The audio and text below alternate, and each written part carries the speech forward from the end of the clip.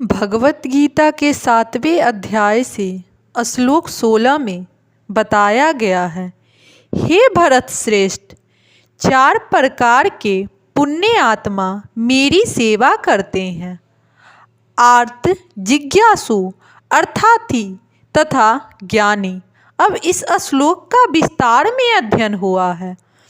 दुष्कृति के सर्वथा विपरीत ऐसे लोग हैं जो शास्त्रीय विधि विधानों का दृढ़ता से पालन करते हैं और ये सुकृतिनतः कहलाते हैं। अर्थात ये वे लोग हैं जो शास्त्रीय विधि विधानों, नैतिक तथा सामाजिक नियमों को मानते हैं और परमेश्वर के प्रति न्यूनताधिक भक्ति करते हैं। इन लोगों की 4 श्रेणियां हैं। वे जो पीड़ित हैं, वे जिन्हें धन की आवश्यकता है, वे जिन्हें जिज्ञासा है और वे जिन्हें परम सत्य का ज्ञान है। ये सारे लोग विभिन्न परिस्थितियों में परमेश्वर की भक्ति करते रहते हैं। ये शुद्ध भक्त नहीं है, क्योंकि ये भक्ति के बदले कुछ महत्वाकांक्षा की पूर्ति करना चाहते हैं। शुद्ध भक्ति निष्काम होती है और उसमें किसी लाभ की आकांक्षा नहीं रहती।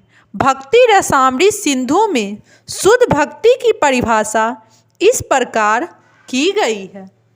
मनुष्य को चाहिए कि परमेश्वर कृष्ण की दिव्य प्रेमा भक्ति किसी सकाम कर्म अथवा मनोधर्म द्वारा भौतिक लाभ की इच्छा से रहित होकर करे। यही शुद्ध भक्ति कहलाती है। जब ये 4 प्रकार के लोग परमेश्वर के पास भक्ति के लिए आते हैं और शुद्ध भक्त की संगति से पुण्यतः शुद्ध हो जाते हैं, तो ये शुद्ध भक्त हो जाते हैं।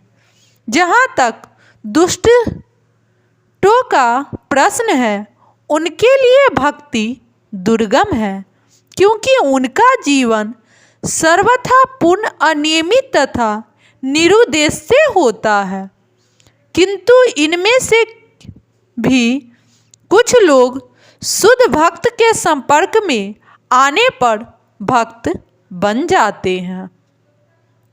जो लोग सदैव सकाम कर्मों में व्यस्त रहते हैं, वे संकट के समय भगवान के पास आते हैं। तब वे शुद्ध भक्तों की संगति करते हैं तथा विपत्ति में भगवान भक्त बन जाते हैं। जो बिल्कुल हताश है, वे भी कभी कभी शुद्ध भक्तों की संगति करने आते हैं और ईश्वर के विषय में जानने की जिज्ञासा करते हैं। इसी प्रकार शुष्क चिंतक जब ज्ञान के प्रत्येक क्षेत्र से हताश हो जाते हैं, तो भी वे कभी कभी ईश्वर को जानना चाहते हैं और वे भगवान की भक्ति करने आते हैं। इस प्रकार ये निरंकार ब्रह्म तथा अंतर्यामी परमात्मा के ज्ञान को पार कर जाते हैं और भगवत कृपा से या उनके शुद्ध भक्त की कृपा से उन्हें साकार भगवान का बोध हो जाता है।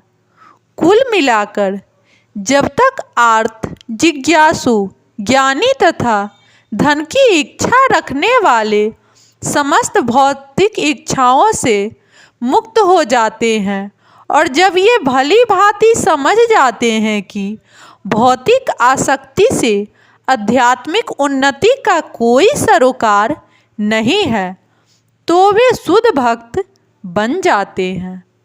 जब तक ऐसी शुद्ध अवस्था प्राप्त नहीं हो लेती, तब तक भगवान की दिव्य सेवा में लगे भक्त सकाम कर्मों में या संसारी ज्ञान की खोज में अनुरक्त रहते हैं।